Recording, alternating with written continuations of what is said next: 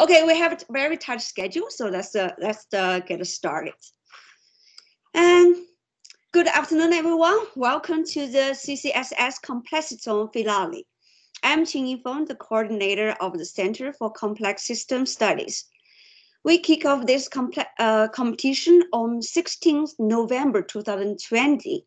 After 5 months of teamwork at these exceptional times, today we are going to witness which team will provide the most innovative solution to one of the challenges and win the cash prize of 1,000 euros.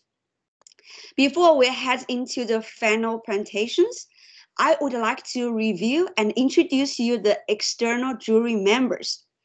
They are Professor Robin Ball, and from University of Warwick. Hi, Robin.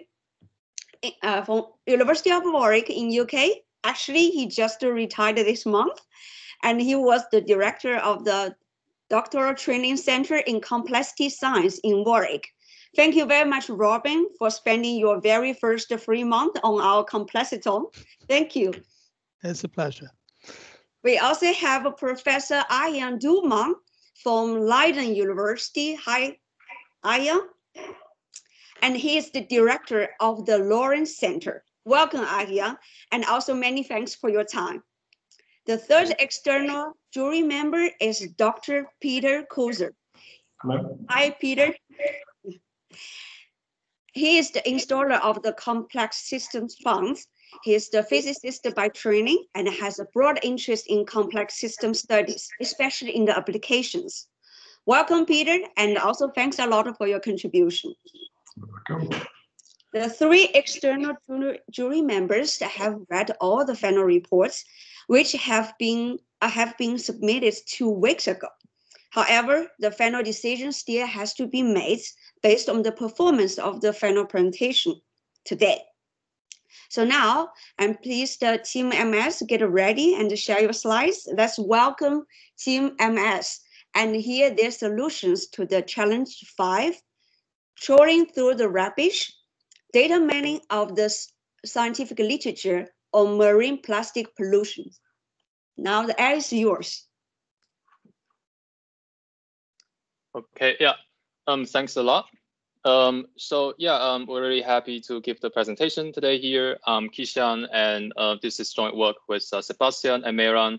We are all PhD candidates in the Department of Methodology and Statistics at UU. So I would like to start with this map, which actually shows you the distribution of plastic litter all around the world. And as you can probably imagine, such a map or a database is really important, not only for scientific research purposes, but also for policy making. However, as you can also imagine, the process or the effort that goes into making such a map and the database is really labor intensive. So what researchers, they usually do is they go to a database like Scopus, PubMed, and then they enter search terms. For instance, here that could be plastic pollution, and then they'll get tens of thousands of potentially relevant return items. And what they have to do is actually to manually go through the titles and abstracts and sometimes even the full text of all of these returned results in order to find a small part of this paper of all of this collection that actually contain the relevant data of interest. So in this case, that would be measurements of plastic observations. And to make it worse, the number of such relevant papers actually increases a lot over the years. So as you can see from here, from 2008 to 2020, the numbers actually increased by a lot. And this of course makes it, more and more difficult over time to keep such a system, and also to just put in manual effort to go through all of these papers like that. And this actually is the motivation behind this challenge, which aims to actually automate this process of identifying relevant papers that contain measurements of plastic pollution. And it has 2 parts. The first part is actually to automatically identify peer-reviewed papers that contain data on observations of plastic in the ocean and on beaches. And the second part is to actually automatically parse that data into a database. And here we actually focus on our solution to the first question in our presentation. And maybe it's good to notice here that we only focus the research topic on plastic observations in the ocean and on beaches. So here we're not interested in plastic contamination in organisms or in river, in mountains, etc. And actually, our proposed solution is to make use of a system that combines both human effort and also machine learning prediction models. So the way you start this whole process is, of course, to gather all potentially relevant papers from a database. So as an example here, you can go to Scopus and you can enter search streams like marine or plastic pollution, etc. And then you will return, well, here it's actually more than 13,000 documents. What you can do, though, is you can export all of these results of these results together with the meta information like authors, year, DOI, link to full text, abstracts, author keywords, etc. Of course, you're not able to get the full text, but for the purpose of this task alone, it should be enough to just have this information. You can export and download them all in an Excel file. And so now you have, potentially all relevant papers, that contain the data of your interest. And the next thing that you need to do is to actually annotate a small part of all of these papers. So, and that's because we want to be able to train a prediction model that automatically predicts whether a paper is relevant or not before you even read it. And for that, we do need some kind of data for the model to learn from. And that is why we do need some human effort here. So let's say we annotate, just 5 papers and with one representing that the paper does contain the information that we need and 0 representing that it doesn't. And then we can just feed that information, so the labels that we give them together with the meta information like the abstracts, titles, keywords, etc., all into a machine learning prediction model. And it will just, it's going to give you some kind of performance matrix. So in terms of how it's performing on the task of identifying relevant papers. And you can check those statistics. And if you think, the performance is not good enough, then you can, of course, go back to step 1 and then annotate a few more papers. Given that it's relying on the assumption that the more data there is, the better the model should be in general. You can, of course, iterate this step as many times as you like. So let's say you annotate another round of papers and then you feed it back to the system, the prediction model. And now maybe you think, the performance now is already good enough. And I would like to ask the model to make the final predictions for me. So now you actually just give you the predictions of the papers that have not been annotated. And what you need to do next is just to go through the papers that have been identified, predicted to be relevant, and then just check if they're indeed relevant. So this is actually will be a much smaller number of articles you have to go through, and therefore it's going to save you time. And of course, with this process, it makes it much easier to update the system once you already have one. So let's say, we've done such a whole process 2 months ago, and now we want to see if there are new papers that contain relevant data from the past 2 months. So what we can do is to just go to a database and then download potentially relevant records from the past 2 months, and then feed them into the prediction model. So notice that here we don't need any human annotation anymore, and then the system will just give you the predictions. And then again, you just need to check whether the papers that are predicted to be relevant, whether they're indeed relevant or not. And we assume that yes, most of them will be relevant. So actually, to realize our ideas, we have implemented them as a web app. We have made it public, but because it's a free server, it's quite slow. So I'm actually just going to demonstrate the app to you via a pre-recorded video. So let's get started. So this is the interface of the app. It's still quite simple, but we think it's enough to demonstrate the ideas that we have. And of course, here it assumes that you have already been to a database and then you have downloaded the meta information of potentially relevant records. And that should include at least, titles, keywords, abstracts, publication venues, link to full text. So you can just proceed and then you can click and then upload the data that you have. Yeah, and now it's just going to, well, once the upload is successful, it's going to tell you how many papers have been annotated, how many papers are there in total. And actually this data set that we have prepared, part of it has been annotated. So this is close to about 2,000 papers. And we have annotated manually 300 of them. So we can simply use that to train the prediction model and see how it goes. And of course, in the middle, it's just a randomly presented paper that has not been annotated yet. So we can actually just make use of the information like the title and the abstract here to also keep annotating it. So you can annotate whether it's relevant or not. And of course, you might think that, well, I may need actually a bit more information because title and abstract in itself is not enough. So you can click on the full text link and then it just redirect you to where the full text of the paper is. And yeah, once you're there, you can just gather more information for you to make the decision.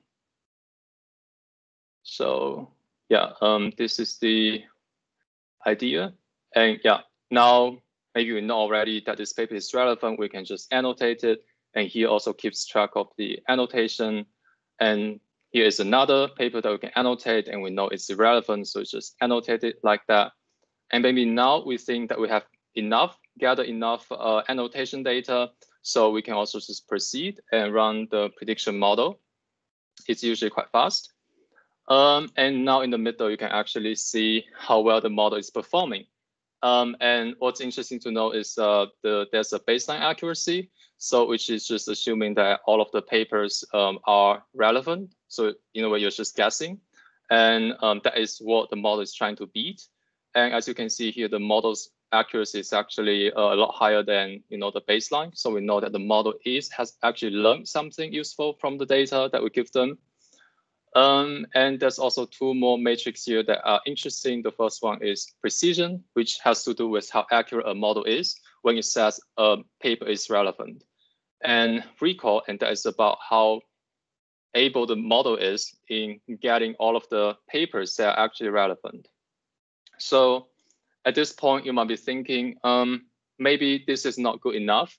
And yeah, because ideally, we might want to have something that is about 0.9 or 0.995. So you can just say, yeah, I would like to annotate more.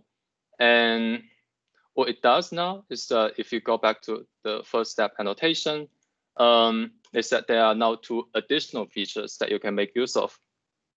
The first one is called active sampling. And what it does is actually now instead of presenting you randomly a paper that has not been annotated, it actually presents you papers that are considered by the model to be the most uncertain. So the model is at least confident in saying whether these papers are relevant or not. So in this way, by annotating these papers first, you actually provide the model with a shortcut to learn faster. And in this way, you need to annotate in total a fewer number of papers than you would to reach the same level of model performance. And the second feature is the so-called highlight function. And what it does is if you just activate it, it's going to highlight the words that the model thinks are most useful in making a prediction. So here it actually highlights words like fish, plus degree. So this is actually quite useful because it already tells you, yeah, this paper seems to be about fish, which is about organisms, and we're not interested in plastic pollution in organisms, but only in ocean and also on beaches. And yeah, I think that can help you to quickly decide that, yeah, the paper seems not relevant. So that's what we can do. Yeah, so you can just submit, and then it will show you the next paper. And then again, here, again, the keywords that are important are highlighted. You can again see that it seems to be all about fish. So we know that it's also irrelevant. So we hope that with this feature, you're actually able to annotate faster and annotate better. So now maybe with, more annotated papers, you think, yeah, we can improve the model's prediction. So we just go and click, predicting, run the prediction again. And now we actually see the performance has gotten a lot better. The accuracy and precision, all of them, especially recall. Now the paper is actually able to identify 100% of all relevant papers. So so here you can make two decisions. One is that, maybe you say the model is better now, but I'm still not happy enough. Maybe I want to get the precision score even higher. So but now I want a break. So what you could do is you just go to, the button, I would like to save the annotated results. And what it does is it just saves you the annotations that you have had. And on tomorrow, second day, if you want to keep annotating, then you can just go back to step 1 and then just upload that data file that you saved. And of course, you might say that, I'm happy. I would like to get the prediction results for all of the unannotated papers. Then you can also just click that and then save the annotation results. And actually, what you get is a data set that has 3 extra columns. So the first column actually tells you the probability considered by the model that the corresponding paper is relevant. And the CLS column, that's just classification. So that just means whether the model thinks the paper is relevant or not. And certainty is just how confident the model is in making that prediction, essentially. So we hope that with this information, extra information, it can help you orient better, how good the prediction is. So the last feature of our app is actually so-called model explanation. So we think it's actually quite important for us to also understand how this machine learning model is running in the background. So here actually shows you the words in the text that are considered by the model to be the most important in making a prediction. So you can see some of these make sense. For instance, concentrations, pollution, they are all connected. But there are also some. It's the almost time. Please wrap up. Yeah, thank you. This is almost it. Yeah, and there are also like terms like 2020 or used.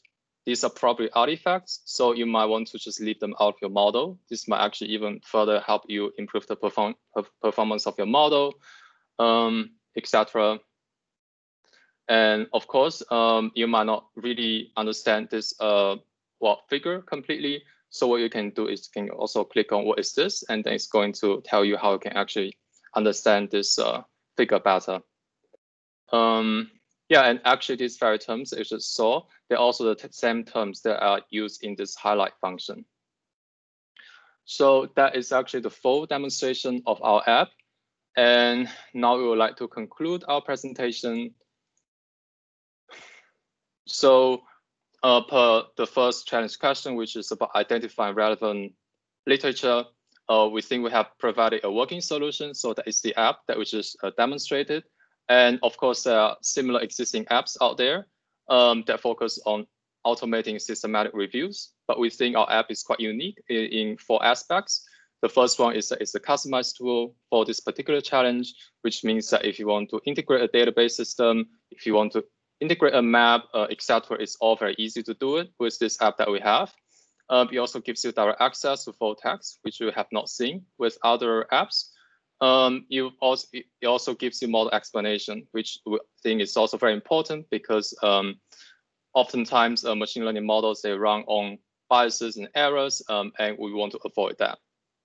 And the last one is that we have this highlight feature, which we hope can help users orient their attention better when they're reading the text.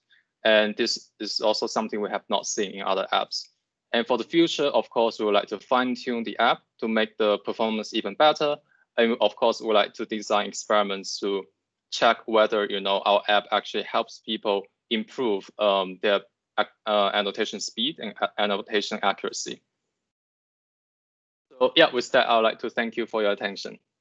Thank you very much. Thank you. Thanks to all the members of Team MS. And now is the Q&A session. And is there any questions?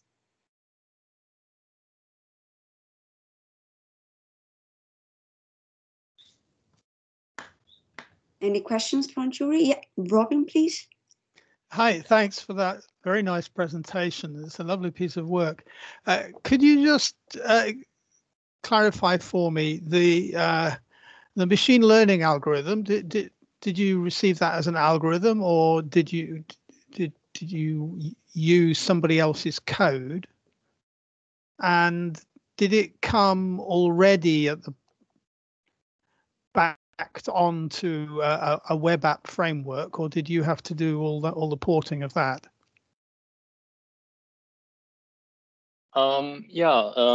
Thanks for your question. So actually, we did use existing machine learning algorithms. So we actually tried out a couple of them, from like rather simple models like lasso logistic regression to more complex models like SGBoost. And we also check out their performance, accuracy, F1, precision, recall, etc. In the end, actually in our implementation, we use lasso logistic regression because it's a lot faster than the other models, and it still has quite good performance overall. And also because it provides more interpretable results. So this is the algorithm that we use. But did you receive it as code or just as an algorithm? I'm not sure I follow your question. Did you have to program it yourselves? Yes. Okay. And then how is it patched into the web app? I mean, for example, what language is the code written in? It's in Python. Okay. And do you use a standard interface for your web app, or did you write that yourselves as well? We wrote all of that on our own. Okay, thanks very much. Thank you. Thank you very much, Robin. And I see Hank has the question. Yeah, I mean, to continue with that, I mean, I suppose you use a classification algorithm, right, in the machine learning. So yeah. What is that? I mean, is logistic regression, or what type of is it? Is it more sophisticated, or is it very simple? So lasso logistic regression is actually the most simple one of all of these. It's just a logistic regression, and on top of it, you have a regularization term just to make the model simpler in a way. Okay. And with the other ones, they actually make use of the so-called ensemble models. So they actually train multiple regression trees, for instance. On the data, they let's say 500 of them, and then they basically let all of the models vote on whether a paper should be relevant or not.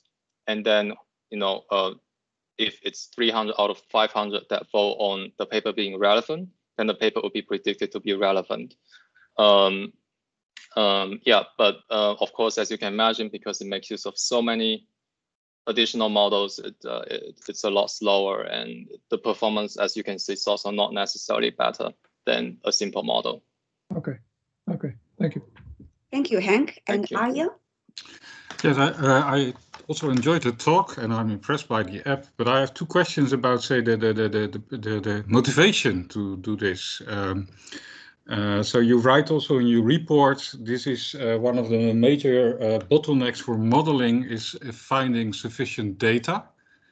And I would like you to help me. Why would that be the biggest bottleneck to model pollution by plastics? And I'm not a specialist, but I would say that these days most of the data is in digital, whatever, special sites. So looking for data through papers seems to be a kind of a detour. At least it will be in a couple of years. Or do I miss that point also completely? Yeah, so about your second question, the way we understand this challenge and also information from the challenge owners is that most of this information, they are actually scattered in different kind of published papers. So they can be contained in, a paper's appendix, in a random table, in a figure, in the text, sometimes also in the supplementary materials. Sometimes you even have to contact the authors for such data. So actually, one of the big issues with this is there's no standard reporting. There's no standard reporting method of such data, and that is why it's really difficult to first of all identify, where the papers that contain the data, and then and then the second thing is where the data is in a paper. Okay. Yeah. About your first question, I'm sorry. I think Well, you write in the report that the main bottleneck for modeling is a lack of data, and I was just wondering, is there a similar motivation by the proposers of this challenge, or is it? I would say that there are more challenges to modeling the spread of pollution by plastic than, and I'm saying just, but I know that it's not just the lack of data. So I think this challenge wants to deal with two questions. The first one is just identifying papers that are relevant, and the second one is extraction of information. Okay. So about the first question, the problem is we want to be able to automate the process of getting data. So actually, and we also don't see a bottleneck with this part of the question, because with our model, you should be able to get the data that you need, so the papers that you need quite quickly. But with the second question, which is about extracting measurement data from a paper, that's quite difficult because we don't really have a lot of training data on that. No, so thank you. So I understand your answer, and what you're more or less saying is you should ask your questions to the people posing the challenge, not to me. No, but I'm impressed by the way you solved this. Thank you. Thank you. Yeah, thank you. Thank you, Arjen. Actually, we only have several seconds, and I'm wondering whether the Eric, as the representative, you have any remarks? Yeah, so quickly. So I think that to answer your questions, Arjen, I think that we need data to validate the model. That clearly is the most important thing. I mean, we can make any model we want, but if you can't validate it, then what you are doing, what use it is, and that's what we need the data with. About the standards and about the digital archiving, that could be true in the future. But the whole point, of course, is that there is already a lot of data out there, and especially if we want to understand past trends and past data, then we need to troll through the rubbish, as I called it, right? I mean, that is the key thing now. There's so much data scattered in all these different repositories, in appendices, indeed, and that we want to find out, so that we can now build a database and then add on that in the future, in future times. And I think that the team has done a fantastic job in that, and created a tool that is really, really useful for my own group, and adds a lot of intelligence, literally, to the way that we troll through the rubbish. So thank you. Thank you very much, Eric. Okay, let's proceed to the next final presentation, and the Groupier Edge is going to provide the solutions to challenge 6. And please get ready to your presentation. That's great. Thank you. And challenge 6 is networks and the chemical evolution of oil painting. Now the air is yours, Groupier Edge. Please go ahead. All right. Well, thanks. I'm Lorenzo. On behalf of Groupier Edge, we worked on the challenge 6, as you said, supervised by Julia Orlova. Now, before we get into the problem, we first have to always ask ourselves a question when we encounter something new, which is, why bother with this? What's the importance of linseed oil anyways? But linseed oil is actually a fundamental part of a lot of oil paints. So the more we know about the chemical evolution of linseed oil, the more we know about, for example, color evolution throughout time for oil paints, which is for all oil paintings, which is obviously very nice from an art historic perspective. And also, if you're perhaps a big thinker, you like to think big, you could say, well, you know what? If the more we know about evolution, chemical evolution as a whole, and the better we can model that, perhaps we can start right in here and go all the way back and find something out about the origin of life. So these are two reasons to at least look into this. So what's the problem then? Well, we're going to talk about the chemical kinetics of linseed oil. So obviously we have molecules and the reactions which tell us which molecules turn into what molecules with a certain reaction rate K. With chemical knowledge, you can build something called a reaction network, which is basically a directed graph with two sets of nodes. The big nodes, the green nodes, which are the molecule nodes, and blue nodes, which are reaction nodes. And such a graph, such a network, tells us exactly how the evolution of any component, for example, so how the evolution of linseed oil works. From such a network, you can build a system of ODEs. And then if you want to know anything about your model, you just numerically integrate these ODEs for certain starting parameters. So sounds okay. Why is this a problem? Why is it complex? Why are we talking about it now? So the ODEs that you generate are actually very tough ODEs, very hard to numerically integrate. It takes a long time, especially if your model is quite big. So our main question that we're going to try and answer today is, can a model, a reaction network like this, be reduced? And ideally, we want to reduce it based on structure. Now, before we go into that, first a bit of information on what we work with. We have a toy model with about 1,000 molecule nodes and 210,000 reaction nodes. And all these molecule nodes are grouped into 42 functional groups. And we are actually interested in the behavior of these groups. We're not interested in the individual molecule behavior, but just in these 42 groups. Also, this toy model had specific starting parameters, and that's going to be important for when we try to answer our question. But for now, let's see what we've done. How did we try to solve this? Well, we implemented two different things. One, the directed relation graph method, and another one with a genetic algorithm with our own twist provided. So our first approach, directed relation graphs, the two things that you should know about this, namely that it's a structural method. It looks at how the reaction network looks like, what the reaction network looks like, and the aim is to remove molecule nodes. There are plenty of different variations on the directed relation graphs, but they all follow somewhat the same three-step process, namely that for any reaction network we have, we look at the influence of all the pairs of molecules that you can find. So you ask yourself, how does the concentration of molecule A change when molecule B changes in concentration? And then you calculate a connection weight of those two. Now, how do you calculate this exactly? Depends very much on which exact method of DRG you use. So after you've done this for all the pairs, you go to building your directed relation graph, where all your nodes are the molecule nodes, and you add a directed edge only if your connection weight is bigger than some cutoff. So after this, you get your entire directed relation graph, the entire DRG, and then your step 3 is calculating an importance number for each molecule in your graph. You start with naming some of the molecules and think, so let me say it again.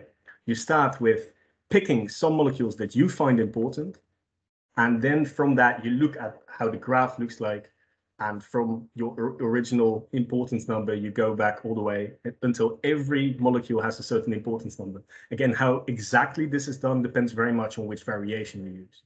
And if you've done this, you basically have an entire list of all molecules which are ranked on some importance in your model. So then you can just remove your unimportant molecules as you want. Now, there are two main variations that we've implemented. One is the revised DRG method, which is basically the process I just outlined. And the other one is the DRG with error propagation, where the added thing is that we also looked at how distant two molecules were in your directed relation graph when you calculated how important they were. So let's look a bit at the behavior of these two implementations. So we have two graphs here. The main thing to note is on the x-axis, there's a tolerance, and obviously the higher the tolerance, the fewer molecules you remove, right? The closer you come to the original model, and thus the relative running time goes up. I'd like to point you towards the interval of tolerance between 6 and 10, where we have, obviously we've removed in both cases quite a lot of molecules. And if we look at the running time for the DRG, we have about, well, let's say a 10%, maybe 15% relative running time compared to the original. And with the DRG, with error propagation, it's not even 5%. So those are very fast models. But then the second question, well, are they any good, right? So let's look at the total error, which is our measure for measuring how good a model is, and where we looked at the differences in concentration of all these functional groups for every time step, and we summed that all together.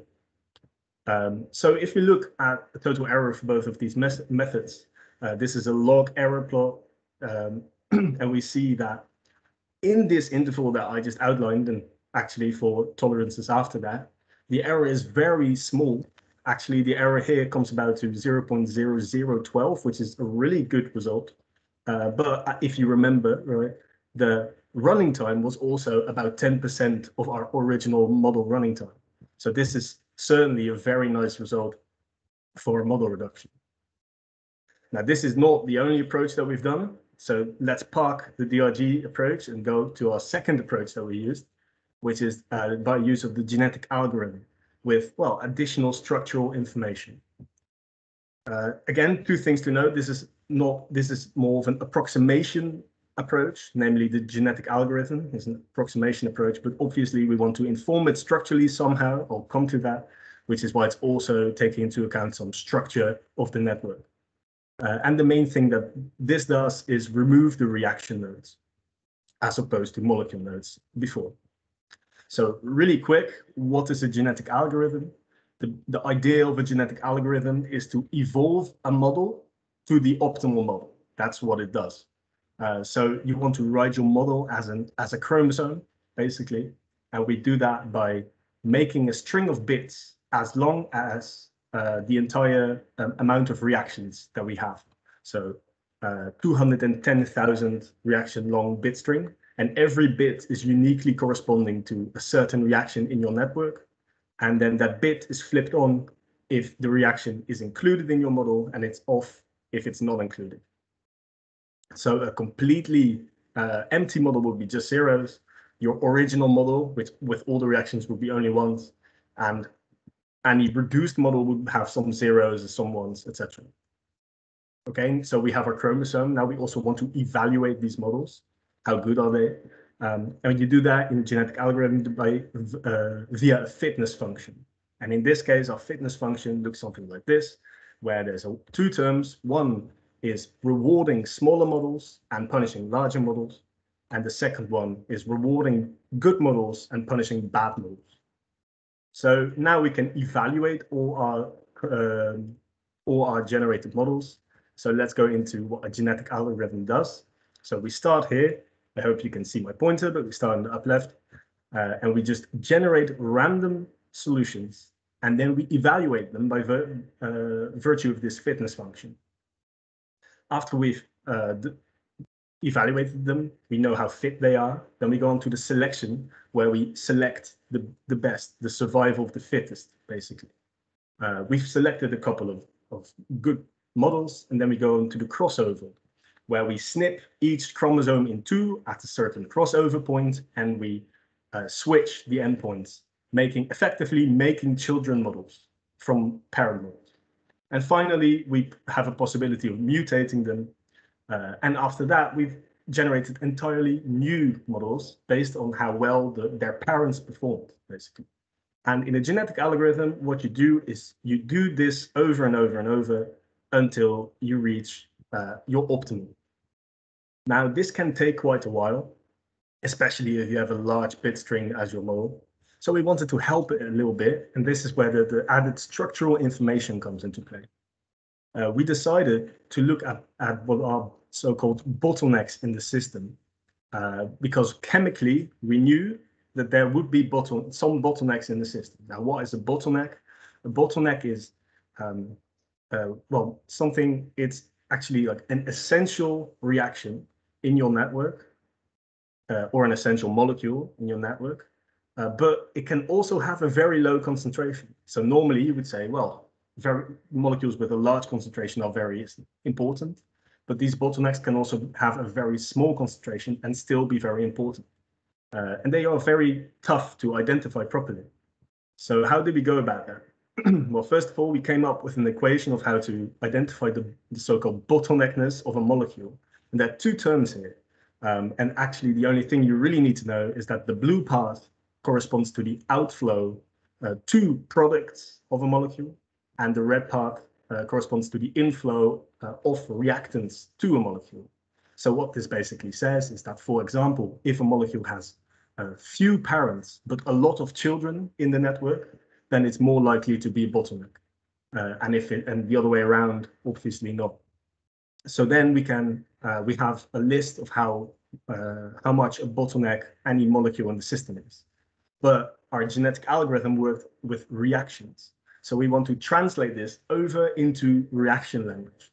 So we want to talk about the bottleneckness of a reaction. And again, we have this equation where, well, the green part is just the weighing of the rate of the reaction, and the blue part looks at the outflow of products of the reaction and how much of a bottleneck they are. So you can do this again, and in the end, we get a list of important reactions. Now, that's very nice, because now we want to combine this with our original genetic algorithm. And you can do that in a couple of ways. You can, for example, add it as a term to a fitness function, where you just reward them if they include it and punish them if they're not. And we went a bit of a more stricter route, where we just said any model should have these reactions included. Now, how did this perform? Let's look at some results. So these are two behaviors of these are two behaviors of the original model, and we came up with a reduced model by about a third. Well, if you look at the randomly reduced solution like this, you see that the behavior does not it's not the same. It's obviously different. There's a higher concentration of ether for a randomly reduced solution. So this is about 70,000 reaction nodes removed. Let's look at our genetic algorithm reduction. That's this. It's actually a different picture. You might not see it, but it should be. We actually here had a total error of 0.0185, which is an order of 10 above what we found with the DRG, but still a very nice reduction. So we've discussed both of these approaches. You have 2 minutes. Yeah, all right, that's perfectly fine, because we're at the end. We've discussed both of these approaches. We've seen the results. Now, let's answer this question that we have. Can this model be reduced? Well, as we said, there are two. We have the DRG, where we reduced the model with about 75% and the relative running time with about 90% reduction. And this genetic algorithm with our own added structural information, where we had a reduction of about a third and about a fifth of the running time. So can this model be reduced? We can say that it's promising. Why is this not a complete yes? Is because at the very start, I told you that our model had specific starting parameters. Our toy model had specific starting parameters. For example, the temperature influences your reaction rate in a system. We did not have the time or the information to look at what happens with different starting parameters. There are plenty of things that you can do with this. You can, for example, run these approaches for different starting parameters and look at the overlap between molecules that were important and overlap between molecules that were not important, for example. And then it can tell you about what you can actually remove or what you should never remove. And there are also other approaches. I think it's something with ILDM, which is more of a dynamical systems approach, where you shouldn't take the reaction rates into account. So it's more, yeah, it's further away. You don't really care about those specific starting parameters. But for now, this is very promising, and there's certainly plenty of things to do in the future. So for now, that's that. I'd like to thank Julia for helping us and answering our questions and meeting with us when we asked her to. And I'd like to thank you all for listening. I hope you at least have some idea of how to tackle such a problem and how to solve it. So thank you. Thank you very much. Thank you for all the team members of Hupi Edge. So any questions? First from jury members? Yeah, Robin, please. We can't hear you. Oh, you're muted. Thank you for that most engaging presentation. It's lovely work. Could you just explain what the relationship is of the toy model to your motivating linseed oil problem? Because you never spelt that out. Okay, yeah. So we have there is a complete model of the linseed oil, well, the model for linseed oil. But because of time constraints, running the numerical integration of the ODEs for the original model takes about half an hour. And obviously we wanted to test a lot. So we asked for an already reduced simplified model, but it is a toy model of the linseed oil. So that's perhaps not, that perhaps wasn't very clear, but it's just a simplified version of the actual model that is easier to run, so we can test with it easier. And do you know how it was simplified from the original? I do not. So we got it from Julia. So perhaps she can answer. Yeah, so I just didn't include all the reactions, and I included the reactions that are most relevant for the initial state of the drying of linseed oil. And in that sense, you just have a bit smaller model, which you can run faster. Okay, and Aya, please. Thank you for a very nice talk. You mentioned at the very end that there is also these timescale type methods. Mm-hmm. And especially maybe I'm for the motivation for oil paintings, I would say that timescales are kind of important. So you didn't choose Maas-Pope algorithms type of things. Can you tell me why? Yeah, absolutely.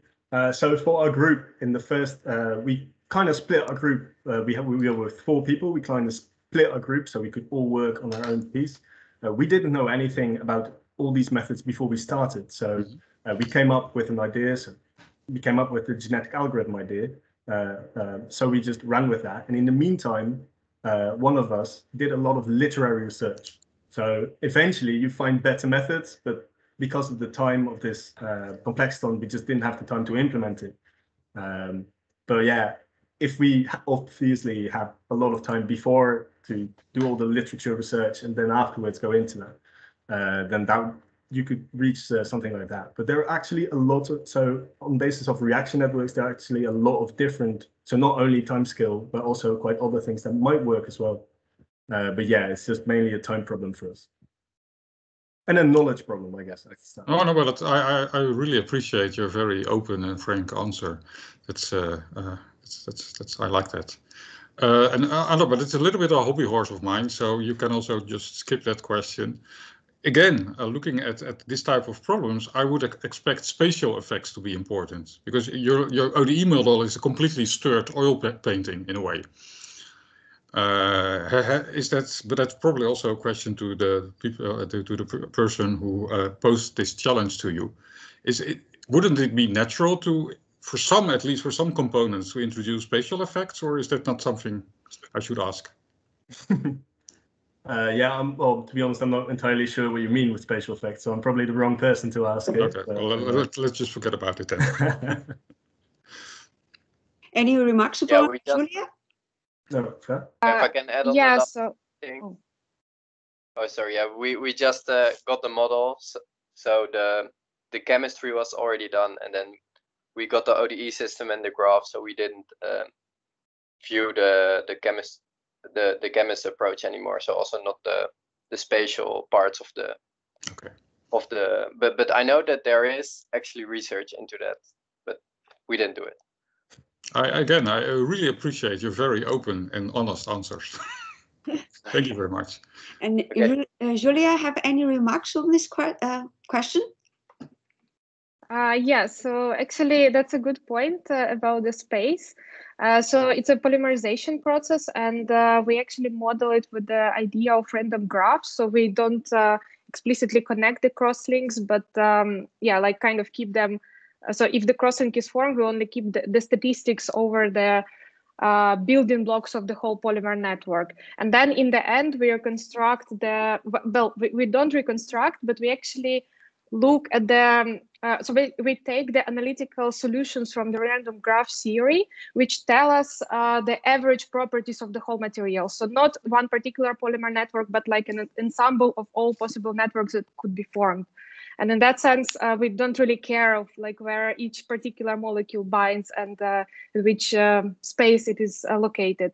And all the reactions that we accounted for, they were taken from the literature. So there has already been some research done on that, on the relevance of those reaction mechanisms. So I hope that answers your question. Oh, very much. Thank you very much. Yeah. Thank you, Arya. And Julia, you have any further remarks on the general work of this team? Yes, actually, yeah, I wanted to look back a bit. I posed a question for this Complexaton, and there were two questions. One was related to model reduction, and one was to the uncertainty quantification. And the team was really curious about the model reduction, so they really dived into it, and I really appreciate it. So I would like to congratulate them on this nice results, and I really enjoyed answering all their questions and having nice discussions. I was really impressed by this idea of bottlenecks. When I was reading a report, actually, when I saw this few formulas, so I was like, oh, but where are the references? And then I actually realized that it was their own contribution, which I was very happy to see. And yeah, so after first when we started working on that, they were loading me with a lot of questions, and then when we finished when we had our last meeting, we switched the sides, and I was actually the one asking a lot of questions. So yeah, there are still a lot of things we can look at, and I'm very curious to put my hands on analyzing some of the data. So yeah, it was a very positive experience, and I'm really thankful for the team. Okay, thank you very much for your valuable comments. So I think that's the way we should proceed to the next final presentations. And thank you very much and for all the nice presentations so far. So now we'll proceed to the solutions to challenge 1, pathway for affordable, sustainable, and healthy diet. This is the by team food complexity, and now there are slides already on our screen. And I would like to ask the audience if you want to take a control, because they will use this interactive presentation. You can just press take control on the top of the teams, and then they can control the slides. Okay, the air is yours, the team food complexity.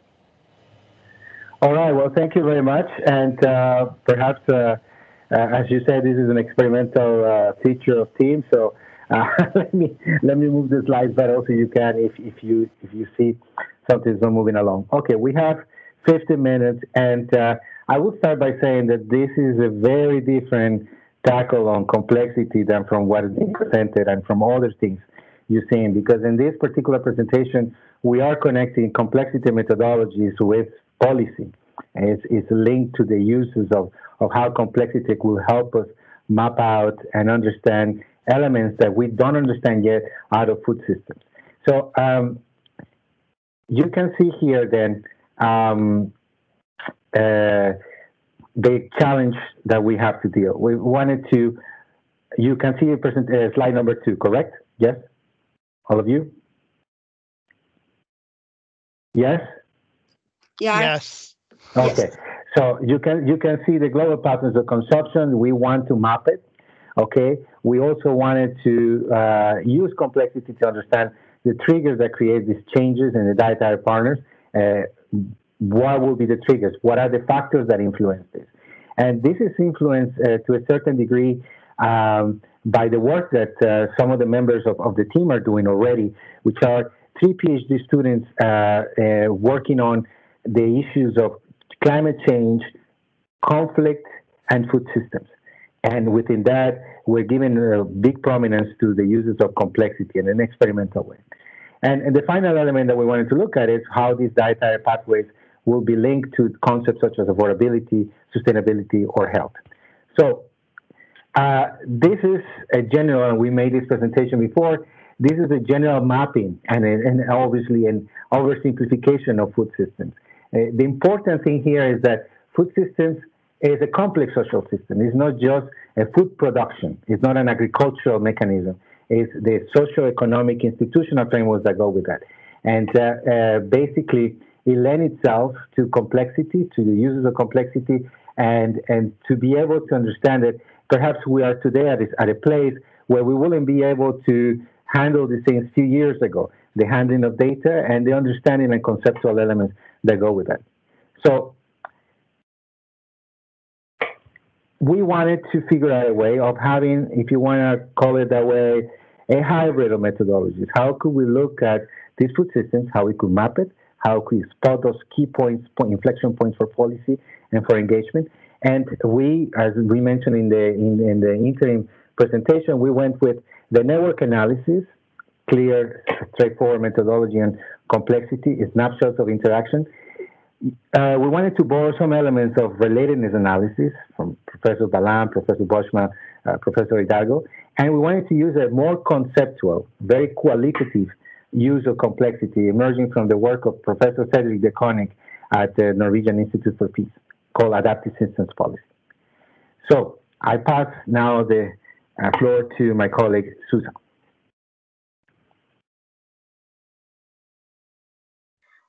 Hi. So we are in the slide 5 now, if everyone can see it. Yeah. Okay.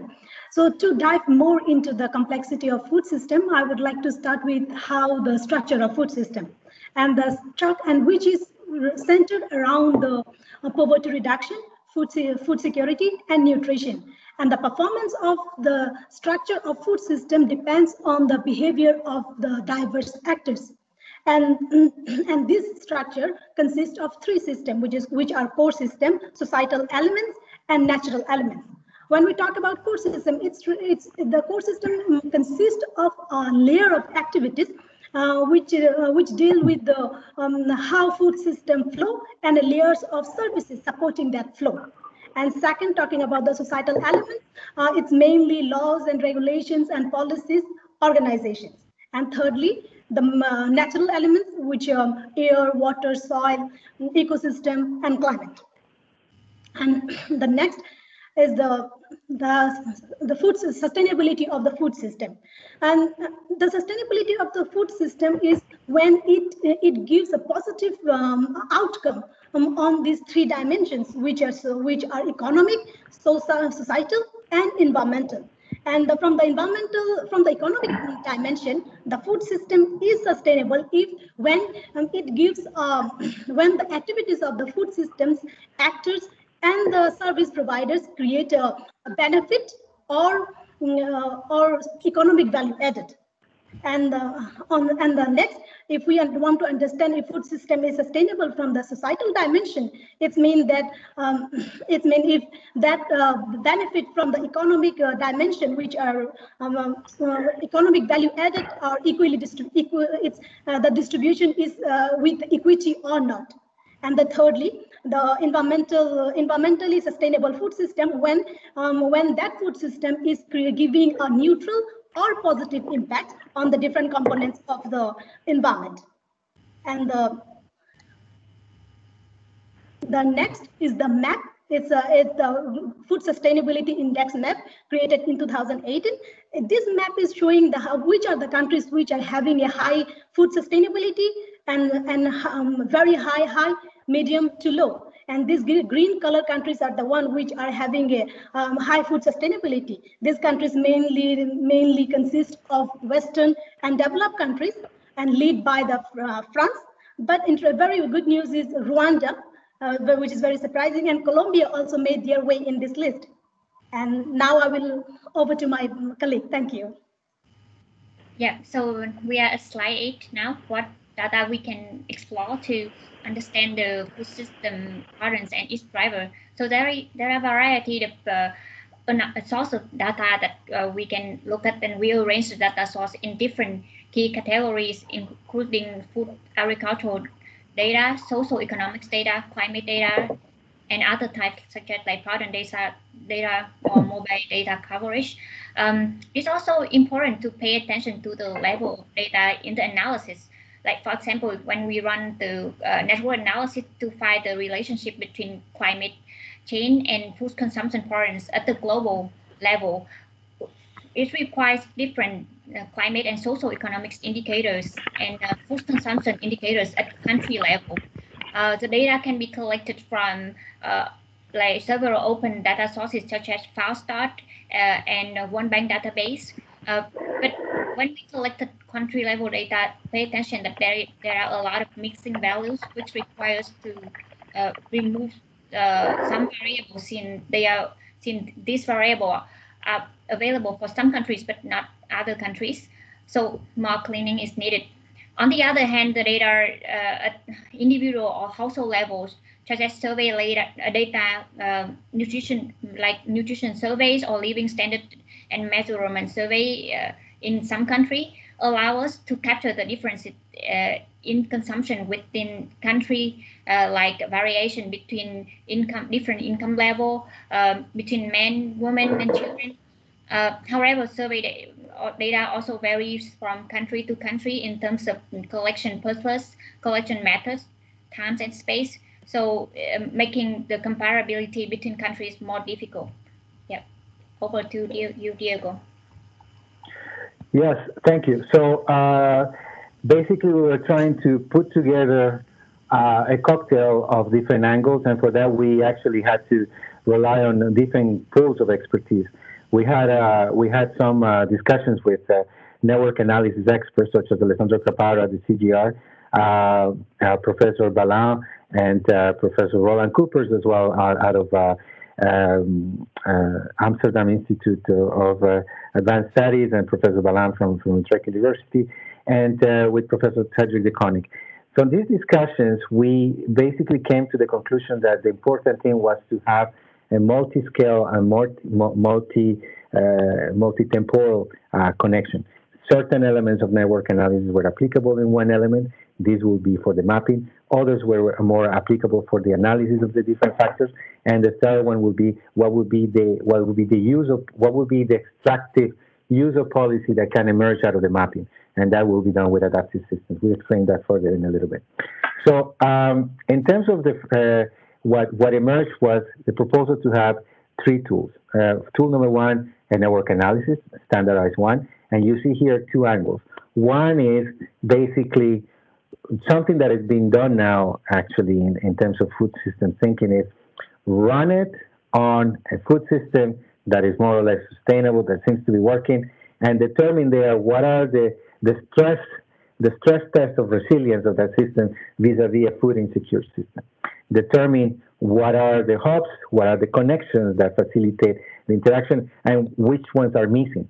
It is clear in food systems, for instance, that at one point the degree of specialization is excellent in terms of how it facilitates production, but on the other hand, over-specialization renders that system extremely fragile.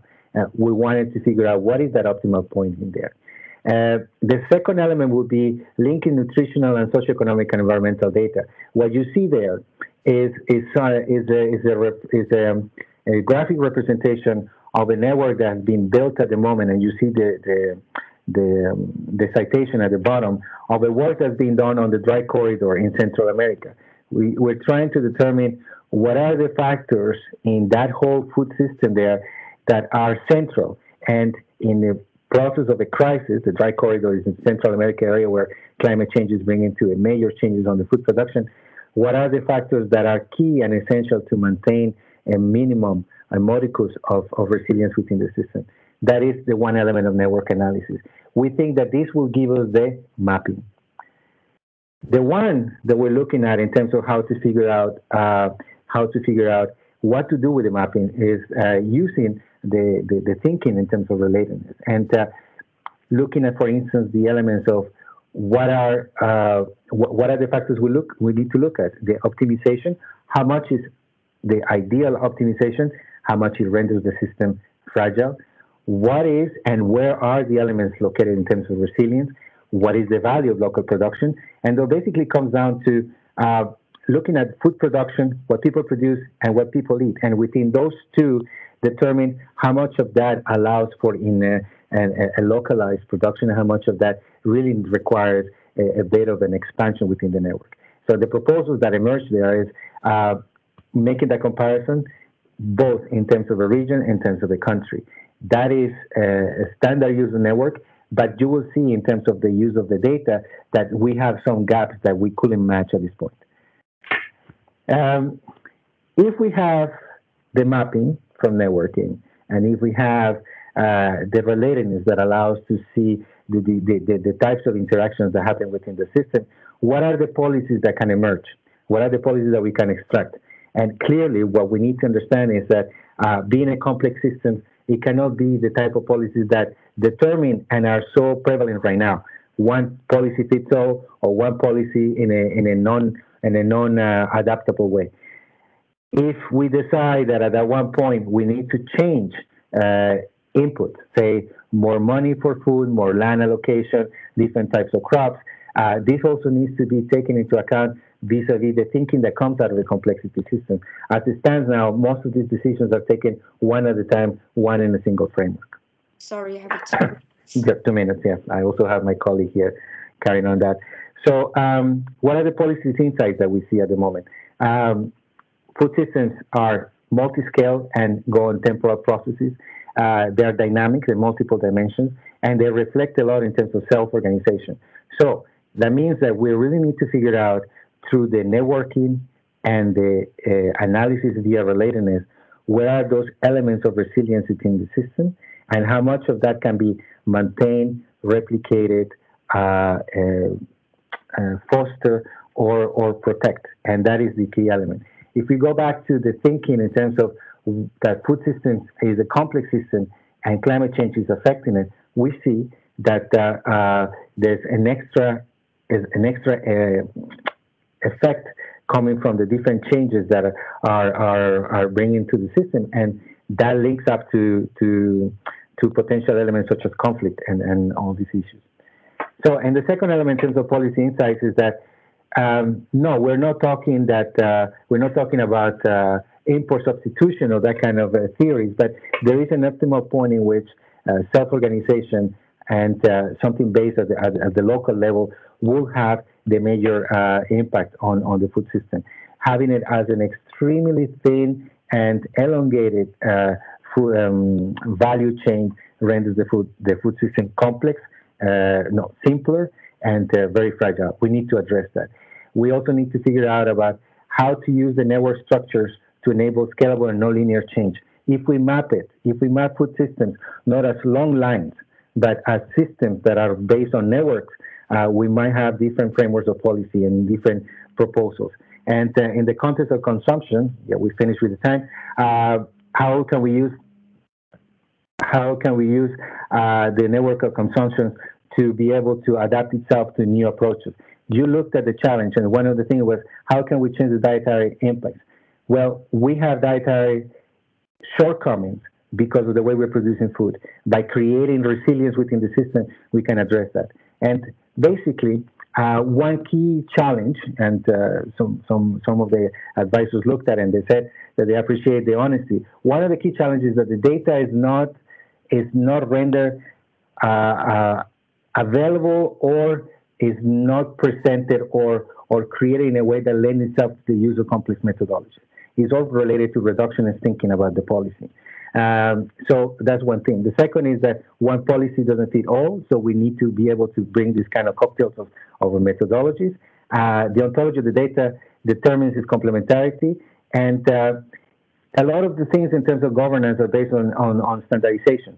We need to figure out how to make the food system data, which is related to socioeconomic systems, agricultural production, etc., compatible with complexity thinking. As at the moment, it is not. And this is one snapshot of one process, but this is part of an engaging research effort. It's happening within CGR climate change, and it will continue. Thank you. Thank you. Thank you very much for group food complexity. So that's the first to proceed to our external jury member, and any questions? Yeah, Robin, please. We cannot hear you. Thank you for that. That is an impressive framework that you've outlined, extraordinarily ambitious, in fact. I wanted to challenge you as to what you might pick to analyze in quantitative detail as a first target, right? What could be a first win? A first target? Yeah, it's an excellent question, and is the first win is here, is on. As a matter of fact, between these two, the one to your right, linking the nutritional, socioeconomic, and environmental data. This is happening at the moment. In the dry corridor, Central America, there is the moment there is an attempt to be able to use network theory to understand the relationship between climate, food security, and conflict. And how are they doing that? They're looking at different climate data and figuring out how we connect it with some external elements out of conflict. The challenge at the moment is that conflict is not mapped out in the same way as the data we have for food systems. Something happened with the presentation, but let me see if I can just go back to that. But the initial win is that we are being able to map it. Map what? We have been able to map how some of these factors interact with each other. That is based on a clear connection between, for instance, unemployment, social data analysis of emergence via the ACLE database on conflict, and changes in terms of different factors that are key for a food system. That is the initial element that at the moment. And this is informing the work of WFP in terms of how they are moving forward vis-a-vis the change. That would be the first win. First, we need to map it. Once it's properly mapped and the map suggests that it's reflecting the complexity, then it will be about how we can use other tools to extract policy out of that. Thank you. Thank you, Robin. And any more questions?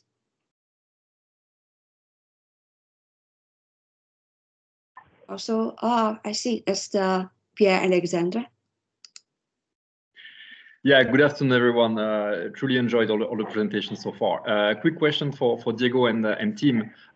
First of all, absolutely a very, very impressive, ambitious project. I want to outline that a little bit first, which is, for many, many years, we've been optimizing our food system, optimizing from a perspective of cost, right? So a lot of economists come together and, optimize this value chain, which kind of create this network where the food produced somewhere, is consumed somewhere else, which makes sense as long as you don't have disruption of this value chain, like we've seen with COVID, that could create famines and terrible food catastrophe. So I think what you're doing, the perspective of complexity, trying to think about how to make the system, less vulnerable to this disruption is huge. And I think it's starting to make its way also into policy.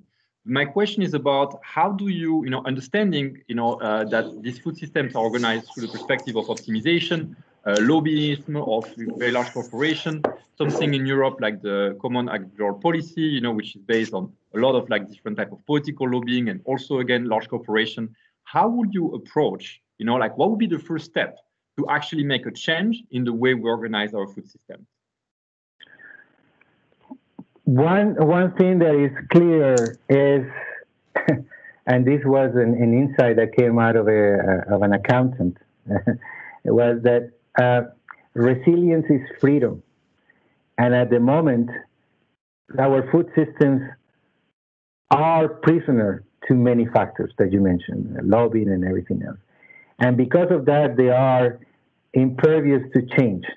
We realize with COVID-19 and many of these other global issues related to climate change that there needs to be flexibility and a major amount of redundancy so that systems can continue working.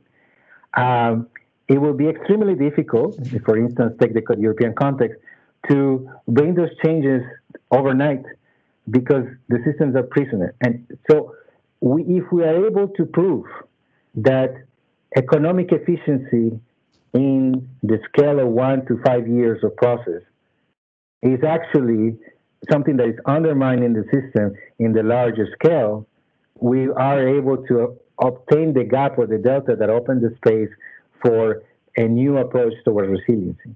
And within these food systems, if we map it properly and we use relatedness to understand how these different factors connect with each other, and we're able to understand which are the central factors, the policymaker will say, tell me what I need to do to increase the resilience in the system. We might be able to tell him, we are in that process, we're not yet able to tell him 100%, but once we're able to tell him, he's going to have to be able to make it happen. And that is where the predominant value we have right now is economic efficiency. Maybe in the near future, medium-term future, another value will take preeminence, and that's going to be resilient and redundancy in the systems so that systems remain viable. And food system is at the center of civilization. We all need to eat 3 times a day. Thank you very much, Pierre. Unfortunately, the representative of the Challenge 1 is ill today, and he is unfortunately cannot present, but it's nice that we have Pierre to ask the questions from the expert point of view. So any further questions or remarks, comments from the rest of the audience?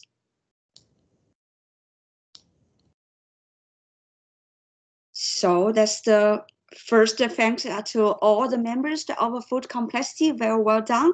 And let's move to the final presentation. And that's the solutions to Challenge 4. Regional embodied the knowledge flows by Team Complexateers. And please get your slides ready. And we would like to hear from you. The floor is yours. Yes. Can you already see my presentation? Yes, we can already see your presentation. Perfect. Welcome everyone to the Flows of Knowledge in Portugal.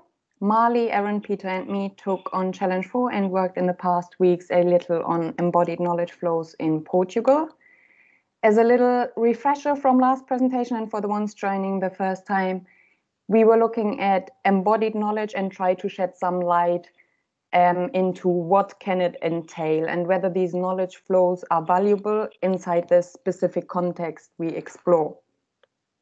Now, what exactly is our context? Our context is the mold, glass and plastic industry in Portugal. And the mold industry in Portugal is actually quite a sophisticated industry.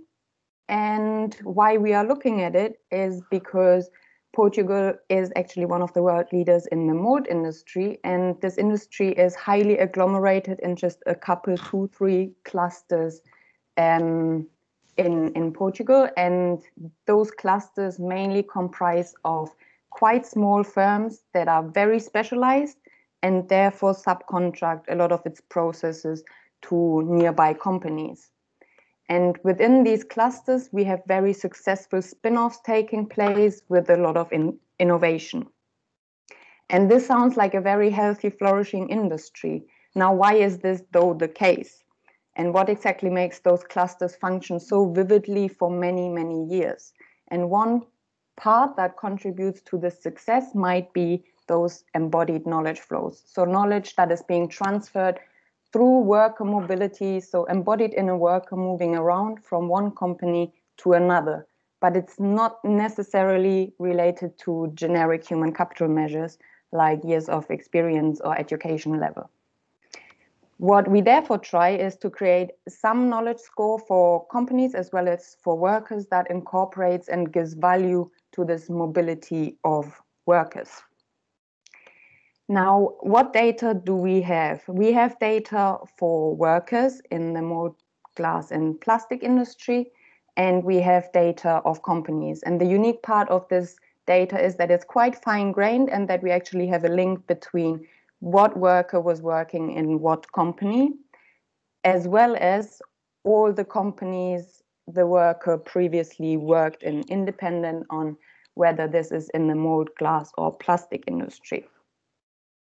Additional to that, we also have data on the characteristics of the workers. So for example, experience, education, age, gender, as well as some features of the companies. For example, we have years of survival, or whether they're entrepreneurs, whether they're new entrants into the industry.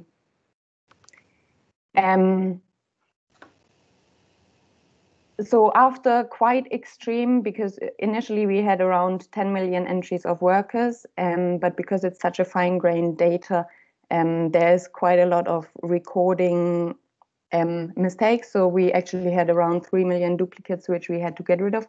So after going through quite rough data cleaning, we end up with a bipartite matrix.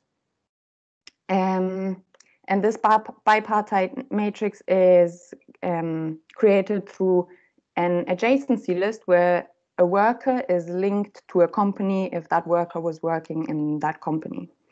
And on average, we found that a worker was working in this company in companies in 2.4 different companies, and a company had on average 4 to 5 employees. So this is going back that those companies are quite small scaled. Now with this adjacency list, when we put it into a full adjacency matrix, I show here on the left side a sample of the first 10,000 dimensions of this adjacency matrix. And it looks like a black box and maybe you think that your screen might be a little dirty, but there are some actually entries in this matrix which represent workers. And this comes back to the fact that this is a very sparse matrix with a density of 0.0032. Now, what we did with this adjacency matrix was that we projected it onto a monopartite matrix in order to get a company-company co-occurrence matrix, as well as a worker-worker co-occurrence matrix. And we visualized the projection of the adjacency matrix, visualized the co-occurrency matrix for the companies in this graph. Here you see the nodes represent companies. In this graph, we still have all the companies in our data set included. And we see the connections represent the labor flows between the different companies. Now, the clusters, we can make out maybe like around 3-4 clusters right now, but even between the clusters, we still have quite a lot of labor mobility happening. Now, if we filter out only the mold, glass, and plastic industry, which you see here, those clusters become much more distinct. One point of departure from here could be that we could categorize those companies and identify out of what do those clusters comprise of, what exactly makes those companies clustered. But what we did, our part of departure from those matrices, is that we employ the method of reflection by Hidalgo and Hausmann in order to get knowledge scores. And with this, I want to hand over to Marley. Okay. Well, so we, as we were discussing in the midterm kind of presentation, we argue that the method of reflections will give us a very good approach to capture this complexity in knowledge. And then we have 3 reasons to do so. The first one is that in contrast to the traditional kind of view from economics that knowledge is a kind of a stock variable, we argue that knowledge is difficult to store, let's say, in just one individual. And this is like knowledge is limited in that sense of storage, but also production, economic production requires the usage of different individuals and different specialized knowledge. So this is kind of represented in these diamonds in the middle of this diagram. So this is the first argument, that we really need to represent this knowledge that flows and that is specialized and goes from different individuals. The second argument is that the method of reflections allow us to link the knowledge that goes from companies and from workers. That's one main difference that we made in this method of reflections in comparison with the proposal from Hausman, because now we're, instead of using countries and products, we're using companies and workers. And the third argument is that this method of reflections still captures or preserves the main information from the networks, but it's using the bipartite network. So we aim to preserve this information, but trying to capture more information from these connections. So how this method of reflection works, first it starts by using counting all the companies that the workers were working at. So this is called ubiquity. And for us, it's also similar to the concept of labor mobility. And this is kind of the first iterations. Then the second iterations are also counting the number of workers that are per company. And this is also called, or they call it, as diversification. So this is an iteration that goes back and forward between the adjacency list that Francie was talking about before, workers and companies. But then at the end, we did 50 iterations overall for workers and companies, trying to capture these flows that goes in these arrows that come here from companies and workers. But then we had to choose one iteration. This graph over here in the right corner represents how all these iterations are representing the scores. So we have to pick whether either an early iteration or a later iteration, and that is a trade-off. In the earliest iterations, as I was saying, we will find mainly counting how many workers are in a company or how many companies a worker has worked at before. But in the latest stages of this method of reflections, the scores will just stabilize. So to choose one of the iterations, because we did 50 at the end, we just used correlations, and we fit some linear regression models, mainly to see where the method was showing a better fit with the data that we had in the data. For workers, it was education, experience, salary. For firms, we used sales growth, years of survival, and other performance kind of variables. At the end, we choose iterations 6 and 5, which are quite early iterations, but then we argue, and as we saw, our matrix is quite sparse, so we argue that this is the case because we reach kind of a saturation point in the information that the network was providing us. So this is why we are using the method of reflections again. Main reason, it captures this complexity in knowledge. And we tried to validate whether that was the case, and what we did was a rough comparison with the eigenvector centrality, and we find indeed that that was the case. The top 10 the top 10 companies that has the highest eigenvector centrality also had also ranked high in knowledge score. So that was really good because, again, this is telling us that this method of reflection is not only using the network information, but also captures more of this complexity in knowledge. So, well, given that we had selected the iterations 5 and 6,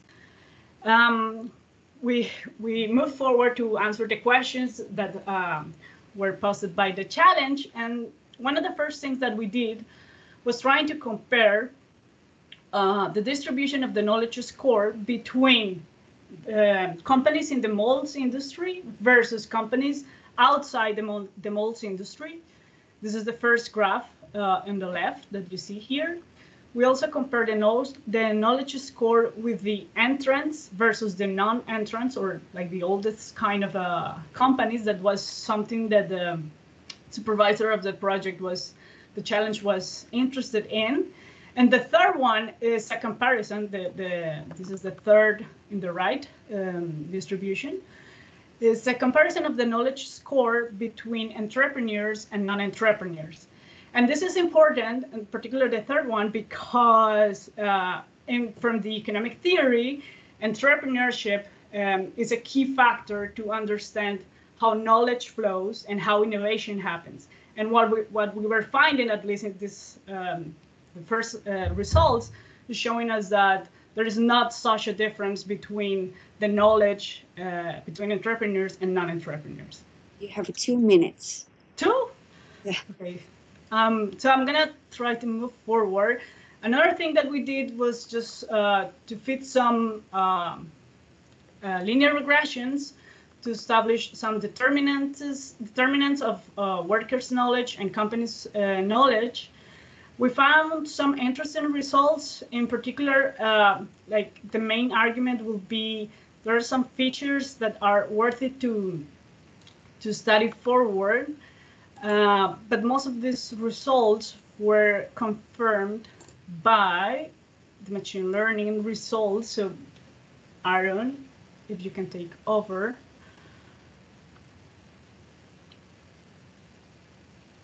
Nope. We cannot hear you, Aaron. Is Aaron here?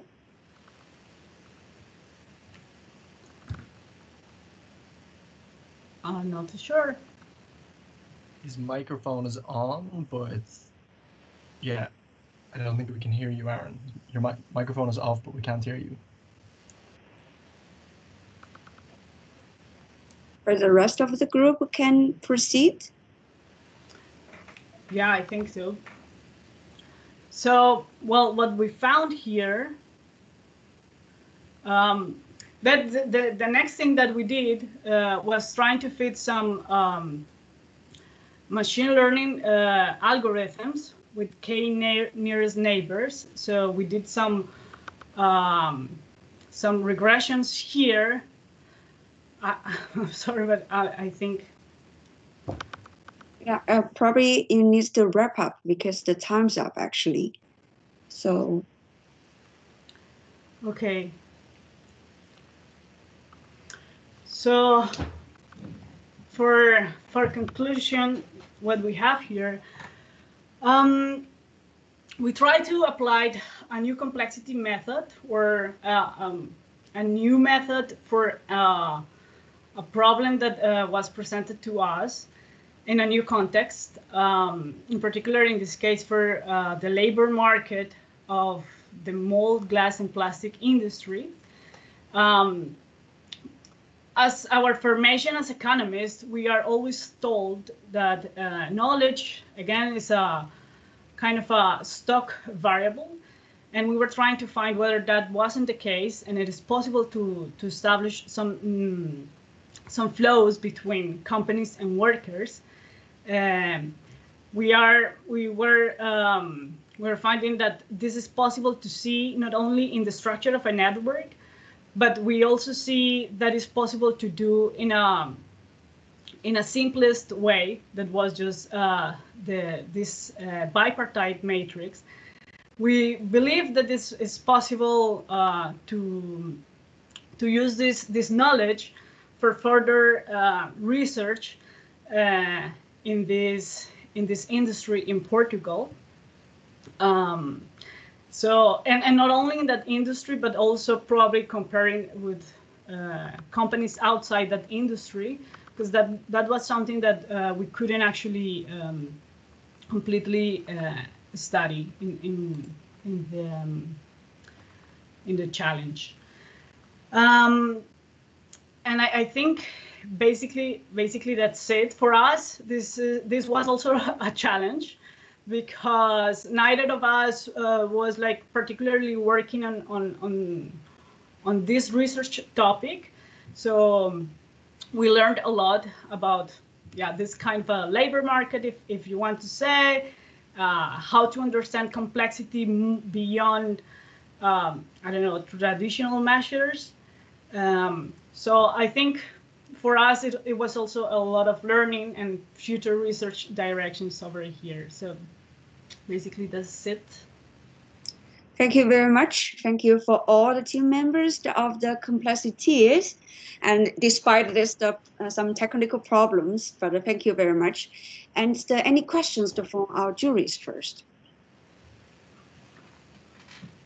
Robin, I saw you already unmuted. Yes, please. So, what I'm curious, it's a lovely piece of work. I mean, you've really dissected this intriguing industrial sector. Are there other particular sectors that you think would be amenable to this type of analysis? Because you presumably have the same data set for the entire whole of Portugal. I will say my answer for that would be, I think it would be, if I were doing like research in the whole industries, for example, it will be really useful to group industries that say mold industries that are more focused on the production, but then compare it with other industries that are more related with commercial kind of stock of labor activities, and see how those industries connect.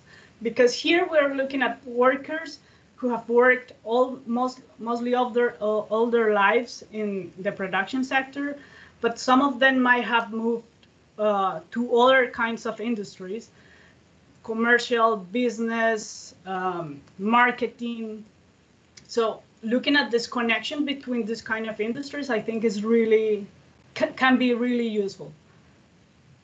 And if I'm allowed a second question about entrepreneurs, you commented that the histogram of knowledge for entrepreneurs didn't look very different, but Correct. it is strikingly bimodal.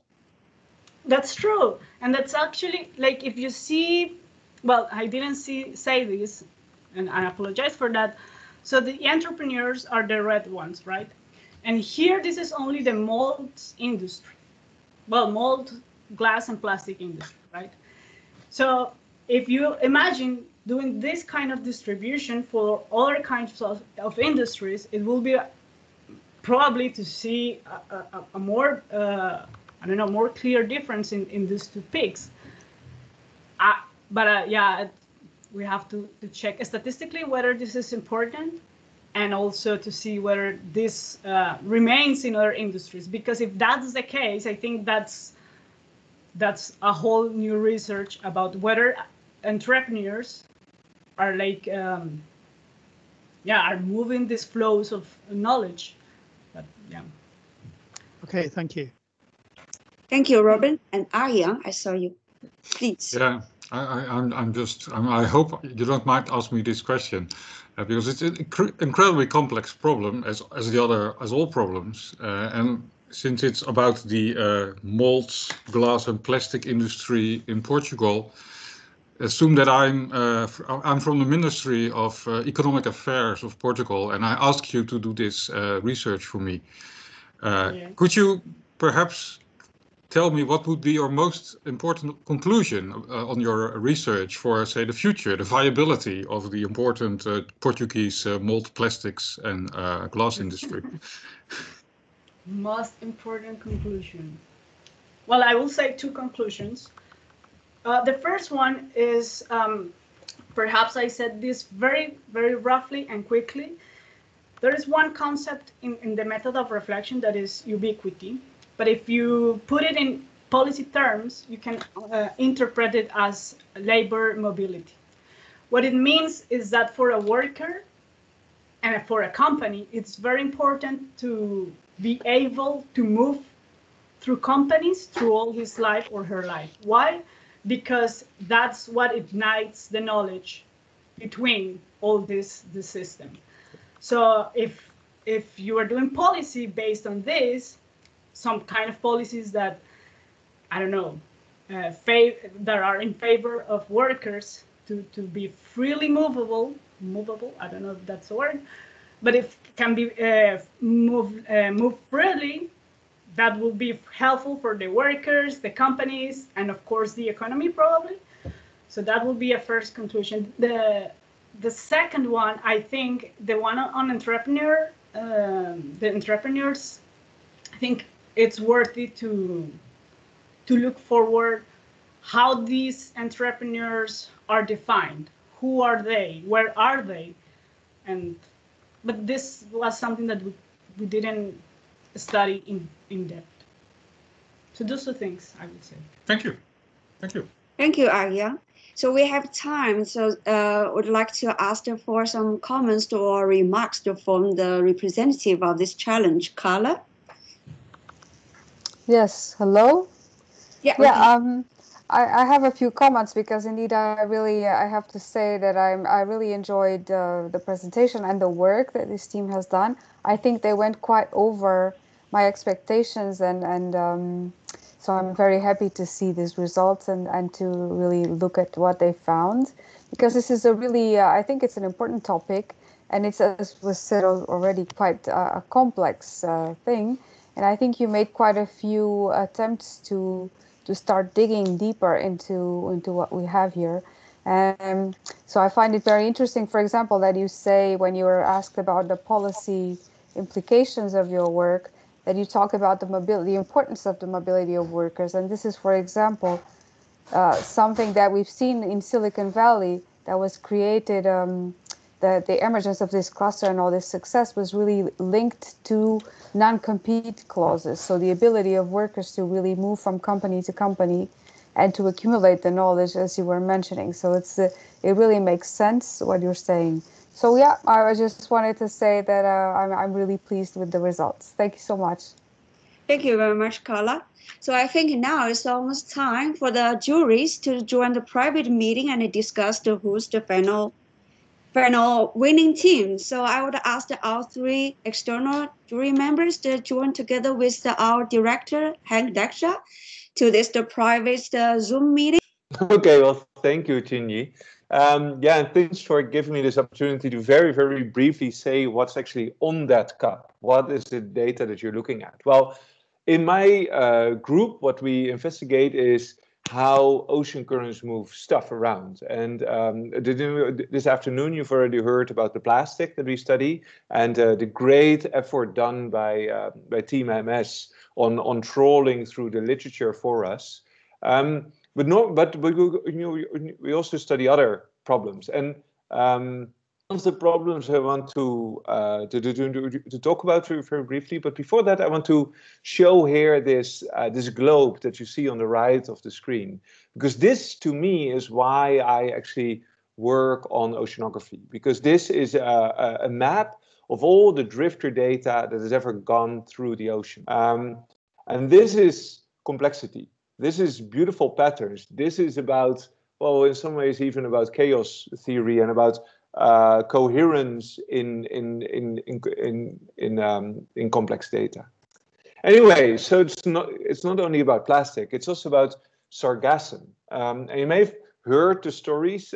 It's been in the news quite a bit before COVID that especially in the Caribbean, islands got awash with filthy, stinking sargassum, which is a seaweed that normally grows in the upper ocean, in the Sargasso Sea, around Bermuda. But for some reason that we still don't understand, over the last 10 years has moved southward towards the equator. And from there is being pushed into the Caribbean Sea.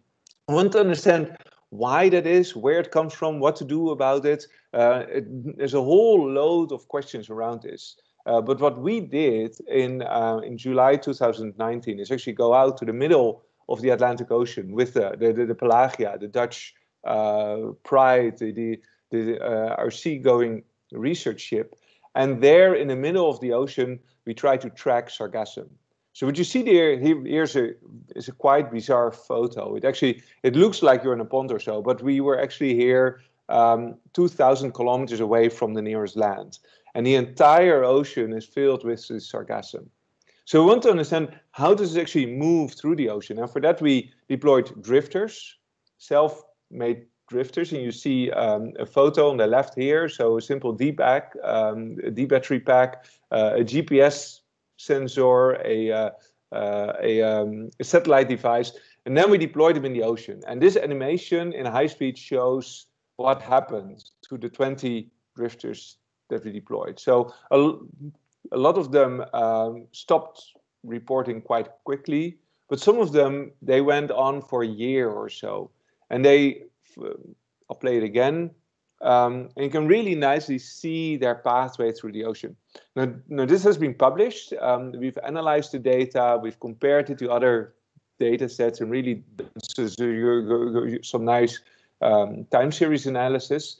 But the pattern itself is beautiful, and that's what in the end is ended up on this map. So the 20 drifters that we deployed there, the cups, so the ceramics is made by a Dutch studio that also works with people with a distance to the labor market. So it's a socially responsible cup, and I think it is just absolutely beautiful. And every morning when I drink my coffee out of it, I just get very happy that there's oceanography even on my coffee cup. So I hope that it can be yours too. Thank you.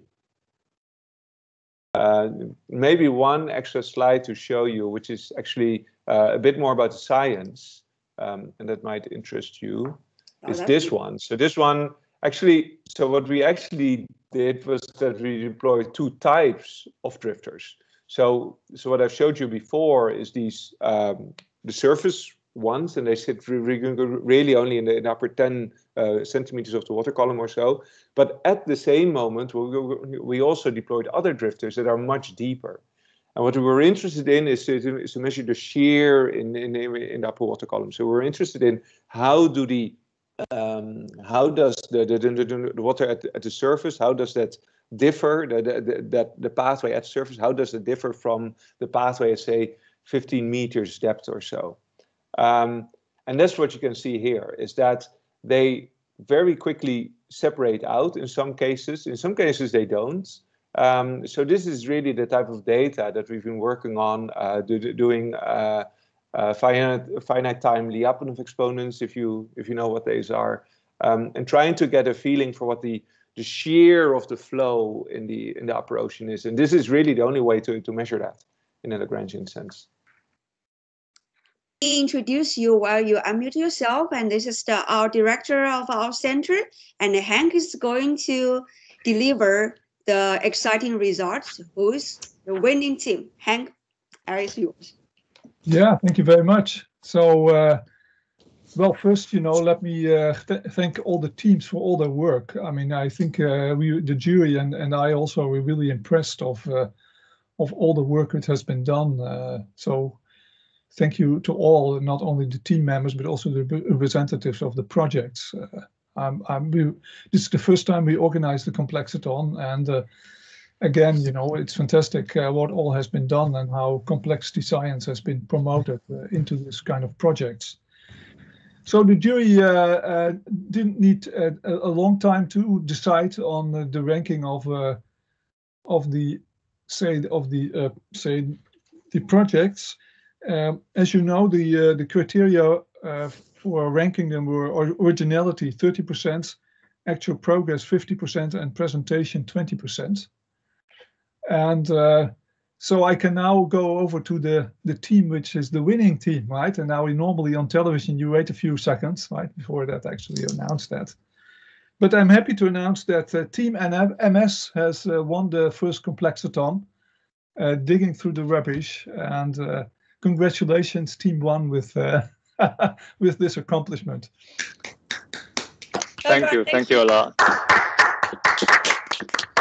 And, with that, I mean, maybe to explain. I mean, I think actually getting the job done, right? The actual progress rate at 50%, and this counted very heavily, say, in the ranking in this case. And but the other ones, you know, some were very close in terms of also originality, in terms of using complex system science in their particular project. And I hope also that the representatives actually, you know, there's a lot of say new ideas generated, and so they can be used in future research, and that's also, of course, the benefit of this kind of project. And now I give it back to Chinji. Yeah, thank you very much, Hank, and big congratulations to Team MS. And as team leader, you would like to say anything? That's the Qi Xiangfan, or all the members you would like to share how you're going to use this money. Yeah, thanks. No, we never discussed this because we never thought we were going to win.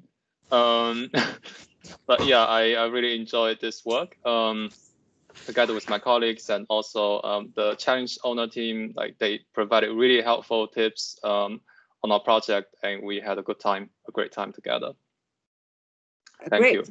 And also great thanks to all the jury members, and also to Jingyi, of course. Yeah. Thank you very much. And Sebastian, and you would like to share something? Yeah, sure. I enjoyed very much participating of this challenge. So I wanted to thank you, thank the organizers for the opportunity. I'm really looking forward on well, keep working on this and see where we can go together, especially with the team members, but also with the owner of the challenge. So basically that, I wanted to say thank you for the opportunity, and I really enjoyed participating, but also hearing all the other participants' approaches to their own challenges, which were really different from ours. I think it's especially I would say that the complexity approaches are a bit far away, let's say, from our field of expertise, and that's in a way one of the things that make them so interesting to us. So yeah, thank you. Yeah, thank you. And the final words, I think that one of your members unfortunately cannot participate, and but now I give the final words to Eric as the owner of the. Well, it's fantastic to hear this, and first of all, of course, to the team who've done so much work and who've been so self-guided also, right? It's of course really challenging to come from a completely different field, and well, project yourself onto something where you've never thought of before, and within days get a handle on this, get working. I was very impressed by that.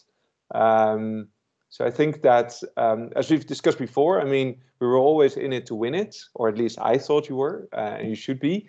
But the next step is to get this published and to get this as a real outcome of the Complexaton, get it out to the community, get the code out there so that others can also use it. Because I think you've done some really, really smart innovation and some complexity. So and also, thanks to Darshika and Mikael, who've been helping in my team with the supervision, who've done really the day-to-day supervision and support. I mean, I was only there, well, I don't know, to talk, but and thanks to the jury, of course, and thanks for CCSS for organizing this really cool event. I'm happy. Yeah. Thank you very much. And yeah, to the rest of the team members, you really worked very hard on this problem. And I think some of you already very close also to publication. I hope that you could connect and reconnect to the representative and finish this with nice memories and with the published papers. That would be really nice outcome as well. And in the end, I will thank you all for staying so long until a little bit over time, and especially and all the audience here to participate.